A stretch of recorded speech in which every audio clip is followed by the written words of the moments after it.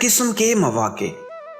26 فروری سن 1988 کی صبح کو دہلی کے تمام اخبارات کے پہلے صفحے کی نمایاں سرخی یہ تھی: ہندوستان کے پہلے میزائل کا کامیاب تجربہ۔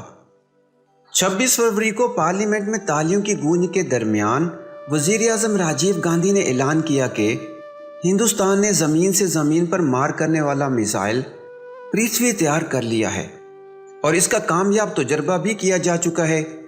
یہ میزائل مکمل طور پر ہندوستانی ٹیکنالوجی سے تیار کیا گیا ہے۔ وہ خالص دفاعی نوعیت کا ہے اور اس کا رینج 250 کلومیٹر ہے۔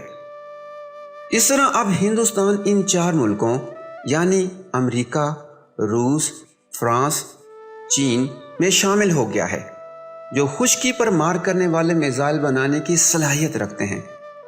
اس میزائل کے بارے میں جو خبریں آئی ہیں ان میں سے ایک خبر ہندوستان ٹائمز 26 فروری سن 1988 کے مطابق یہ ہے کہ پرتھوی میزائل حیدرآباد کے دفاعی تحقیقی ادارہ DRDO کی لیبارٹری میں تیار کیا گیا ہے۔ یہ کام سائنسدانوں کی ایک ٹیم نے انجام دیا ہے جو ڈاکٹر ابوالکلام کی ماتحتی میں کام کر رہی تھی۔ The Prithvi missile was fabricated at the Defense Research and Development Laboratory at Hyderabad under a team of scientists headed by Abul Kalam۔ دفاعی ریسرچ کا کام بے حد نازک کام ہے۔ اس شعبے میں کام کرنے کے لیے ایسے افراد کا انتخاب کیا جاتا ہے جو بے یک وقت 2 صلاحیتیں رکھتا ہو: اعلیٰ فنی مہارت اور قابل اعتماد شخصیت۔ اس قسم کے ایک ممتاز عہدے کے لیے ڈاکٹر ابوالکلام کا انتخاب بہت بڑا سبق دیتا ہے۔ یہ واقعہ بتاتا ہے کہ ہندوستان میں اقلیتوں کے لیے ہر قسم کی ترقی کے مواقع پوری طرح کھلے ہیں۔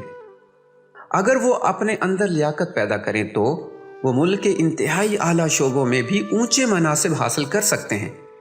حقیقت یہ ہے کہ موجودہ دنیا میں اصل قیمت لیاقت کی ہے۔ لیاقت کا ثبوت دینے کے بعد آدمی ہر جگہ عزت پا لیتا ہے اور لیاقت کا ثبوت نہ دینے کی صورت میں ہر جگہ بے عزت ہو کر رہ جاتا ہے۔ مولانا وحید الدین کی کتاب کتاب زندگی۔